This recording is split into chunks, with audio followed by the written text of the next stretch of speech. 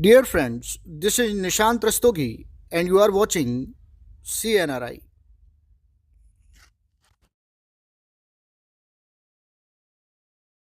आइए अब इस क्वेश्चन को सॉल्व करते हैं। क्वेश्चन आपसे कह रहा है कि प्राथमिक, द्वितीयक तथा तृतीयक अल्कोहल में विभेद करने वाला विहाइड्रोजनीकरण परीक्षण लिखिए तथा समीकरण भी दीजिए। आपको ये बताना है कि प्राथमिक, द्वितीयक और तृतीयक अल्कोहल में अंतर कैसे आप पता करेंगे और किससे पता करेंगे, विहाइड्रोजनीकरण परीक्षण से। तो यहाँ पर कई सारे टर्म हैं। पहले मैं उन टर्म का मतलब बताता हूँ कि उसका मतलब क्या है और फिर हम यहाँ पर इस कॉन्सेप्ट को समझेंगे। तो देखिए, सबसे पहले तो मैं आपको बताऊं कि आपको दिया गया है क्या, प्राथमिक अल्कोहल दिया है, फिर आपको दिया है क्या द्वितीयक अल्कोहल, और फिर आपको दिया है तृतीयक अल्कोहल। तो सबसे पहले तो आप ये समझ लो कि प्राथमिक, द्वितीयक और तृतीयक अल्कोहल का मतलब क्या होता है। अगर एक कार्बन जो है वो एक कार्बन से बॉन्ड बनाता है, अगर एक कार्बन सिर्फ एक कार्बन से बॉन्ड बनाता है तो वो कार्बन प्राथमिक कहलाता है। जैसे ये कार्बन सिर्फ एक कार्बन से बॉन्ड बनाया है तो इसको हम प्राथमिक कहेंगे, और प्राथमिक को हम 1 डिग्री से दिखाते हैं, द्वितीय को हम 2 डिग्री से दिखाते हैं, और तृतीय को 3 डिग्री से दिखाते हैं। तो एक कार्बन अगर एक कार्बन से बंध बनाता है तो उसे क्या कहते हैं, प्राथमिक कार्बन कहते हैं। तो ये कार्बन एक कार्बन से बंध बनाया, प्राथमिक है, ये भी एक से बनाया तो प्राथमिक है। अब इसी पे आपने OH लगा दिया तो ये प्राथमिक अल्कोहल हो गया। यानी प्राथमिक कार्बन से जो भी क्रियात्मक समूह आप लगा देंगे वही हो जाएगा। जैसे क्लोराइड लगा दिया तो ये प्राइमरी एल्काइल हैलाइड हो गया, यानी प्राथमिक एल्किल हैलाइड हो गया, ठीक है ना। द्वितीय कार्बन, यानी एक कार्बन से जब आप 2 कार्बन लगा देते हैं, एक कार्बन से जब आप 2 कार्बन लगा देते हैं तो वो द्वितीयक कार्बन कहलाता है, और उससे अगर आपने अल्कोहल OH लगा दिया तो वो द्वितीयक अल्कोहल हो जाएगा, ठीक है ना। मैंने कहा ये वाला कार्बन, तो आपने बोला सर ये तो एक ही से लगा, ये प्राथमिक हो जाएगा। मैंने कहा ये वाला कार्बन, आपने बोला ये एक से लगा है तो ये भी प्राथमिक हो जाएगा। बात समझ आई ना। तो द्वितीय कार्बन की अगर हम बात करते हैं तो द्वितीय कार्बन वो कार्बन होता है जिसमें एक कार्बन से 2 कार्बन लगे होते हैं, और अगर आपने उससे OH ग्रुप लगा दिया तो वो अब द्वितीयक अल्कोहल बन गया। बात समझ में आई ना। तो यहाँ पर ये द्वितीयक अल्कोहल। अब तृतीयक अल्कोहल की बात करते हैं। तो अगर एक कार्बन से 3 कार्बन आप लगा देते हो, अगर आप एक कार्बन से 3 कार्बन लगा देते हो तो वो तृतीयक कार्बन हो जाता है, और उससे अगर आपने OH ग्रुप लगा दिया तो वो तृतीयक अल्कोहल हो जाएगा, ठीक है ना। तो सबसे पहले तृतीयक कार्बन हमने बनाया। तृतीयक कार्बन का मतलब एक कार्बन 3 कार्बन से लगा, द्वितीय कार्बन का मतलब एक कार्बन 2 कार्बन से लगा, और प्राथमिक कार्बन का मतलब एक कार्बन 1 कार्बन से लगा। अब उसमें जो क्रियात्मक समूह लगाओगे वही उसका नेचर हो जाता है, तो वो अल्कोहल हो गया। और आप हैलाइड बनाना चाहो तो हैलाइड बना सकते हो, इस तरह से आपने, ठीक।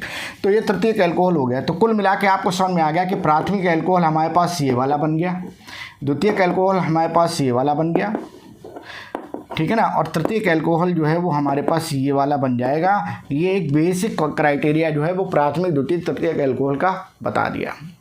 अब क्वेश्चन क्या कह रहा है, क्वेश्चन ये कह रहा है कि मान लो कि आपको लैब में 3 टेस्ट ट्यूब दे दी गई हैं, 3 आपको परखनली दे दी गई हैं, और आपको A, B, C में आइडेंटिफाई करना है, पता करना है कि कौन सा प्राथमिक अल्कोहल है, कौन सा द्वितीयक अल्कोहल है और कौन सा तृतीयक अल्कोहल है। तीनों अल्कोहल आपको यहाँ पर दे दिए गए। अब आपको जो विधि यूज करनी है वो विहाइड्रोजनीकरण की विधि का यूज़ करना है। तो विहाइड्रोजनीकरण की विधि का मतलब ये कि उसमें हाइड्रोजन गैस निकलनी चाहिए, यानी उसमें हाइड्रोजन जो है वो निकलती है। तो ये विधि जो है वो कहलाती क्या है, विहाइड्रोजनीकरण कहलाती है। बात समझ में आई कि नहीं है, ठीक है ना।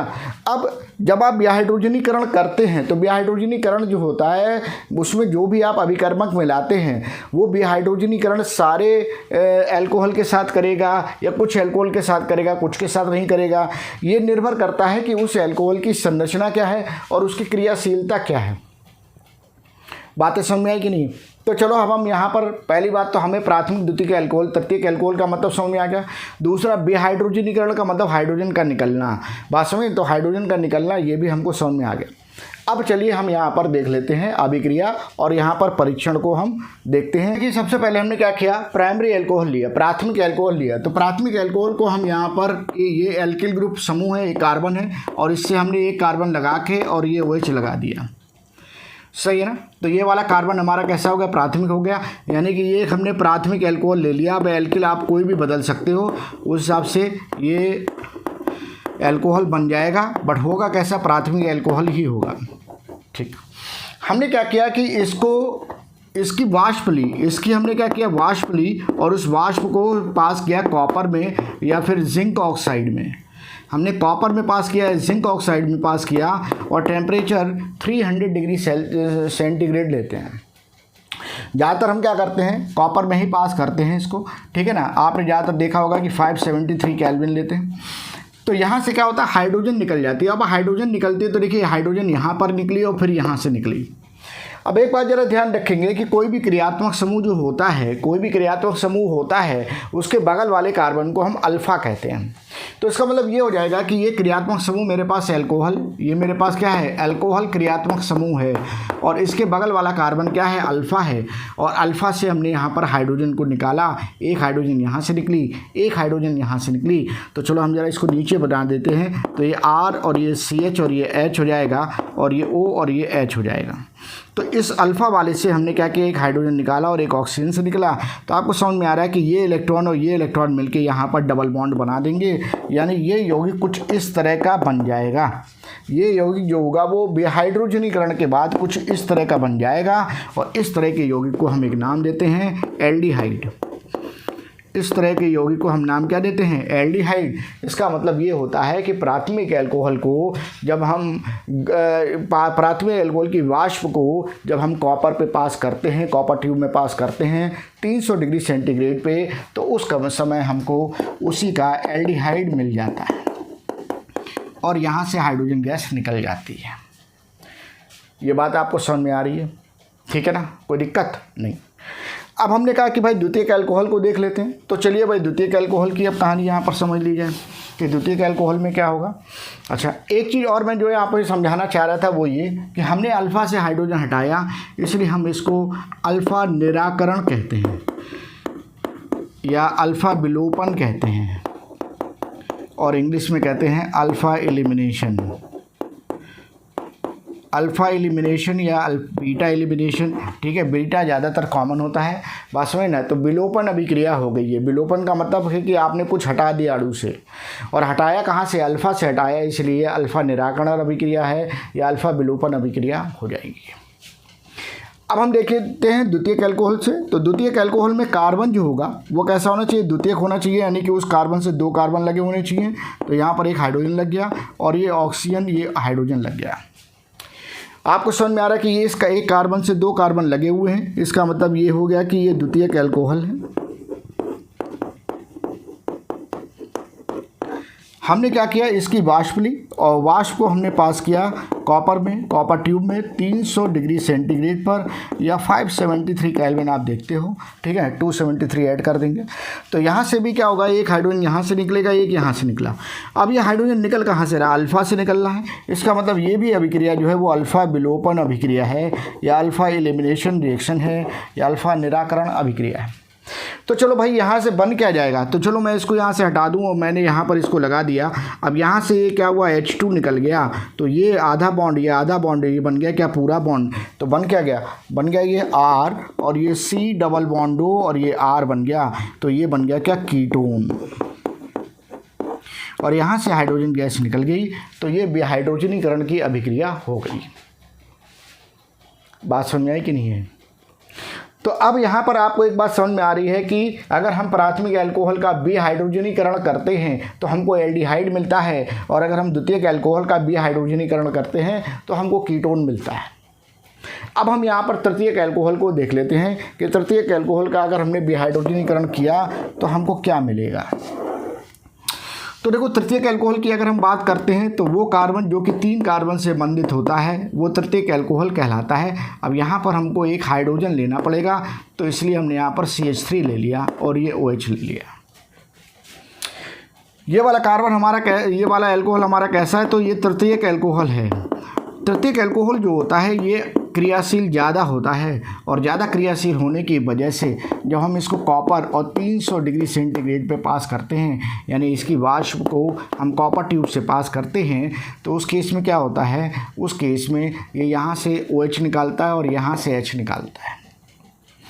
मतलब कि प्रोसेस क्या हो रही होगी वो ज़रा समझ में आ जाती है कि ये कार्बन इसके ऊपर ये CH2 और ये H लगा है और ये OH लगा है। ये कार्बन इसके ऊपर OH लगा है, ऊपर CH2 H लगा हुआ है।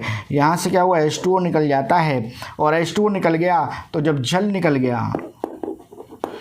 निकल गया तो फिर इसका मतलब है कि ये निर्जलीकरण अभिक्रिया हो गई। ठीक है ना, या हम इसको कहेंगे डिहाइड्रेशन अभिक्रिया हो गई।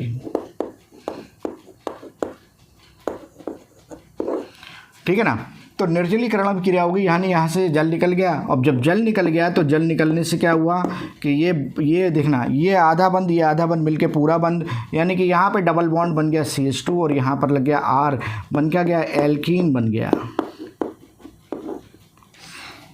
ठीक है ना, तो अब जरा यहाँ पर एक बार फिर से देख लेंगे बोर्ड पे सामने। देखिए आपको क्या करना है, आपसे क्वेश्चन जो है वो कह रहा है कि प्राथमिक, द्वितीयक तथा तृतीयक अल्कोहल में विभेद यानी अंतर करने वाला विहाइड्रोजनीकरण परीक्षण लिखिए तथा उसका समीकरण भी दीजिए। तो आपने बोला कि सर प्राथमिक अल्कोहल की जब हम कॉपर के साथ में 300 डिग्री सेल्सियस पर अभिक्रिया कराते हैं, कॉपर की जगह हम यहाँ पर जिंक ऑक्साइड भी ले सकते हैं, बट ज़्यादातर अभिक्रिया जो है कॉपर में ही होती है। तो हमने कॉपर ट्यूब पे प्राथमिक अल्कोहल की वाष्प को पास किया तो इसने हाइड्रोजन गैस को निकाला, यानी विहाइड्रोजनीकरण किया और एल्डिहाइड का निर्माण किया। बात समझ आई ना, ये यौगिक जो बन रहा है वो कैसा है, वो एल्डिहाइड है। ठीक, उसके बाद जब द्वितीयक अल्कोहल को किया तो उसने क्या किया, कीटोन का निर्माण किया और विहाइड्रोजनीकरण किया। बट जब तृतीयक अल्कोहल को किया तो विहाइड्रेशन यानी निर्जलीकरण की अभिक्रिया की और उसने एल्कीन का निर्माण किया। ठीक है, तो अब इसका मतलब क्या हुआ, इसका मतलब ये हुआ कि जो 3 टेस्ट ट्यूब आपको दी गई थी उन टेस्ट ट्यूब में आपको देखना है कि एल्कीन किस में बन रहा है। मान लो इसमें एल्कीन बन रहा है, यानी इन सब का परीक्षण करना है। बात समझ में आई ना, कीटोन इसमें बन रहा है, एल्डिहाइड इसमें बन रहा है, तो इसका मतलब ये 1 डिग्री हो गया एल्डिहाइड बनने की वजह से, ये 2 डिग्री अल्कोहल हो गया कीटोन बनने की वजह से, और ये 3 डिग्री अल्कोहल हो गया किसकी वजह से, एल्कीन बनने की वजह से। इस तरह से इन तीनों में आपने क्या किया, अंतर पता कर लिया। ठीक है, तो ऐसे इसका उत्तर देना है।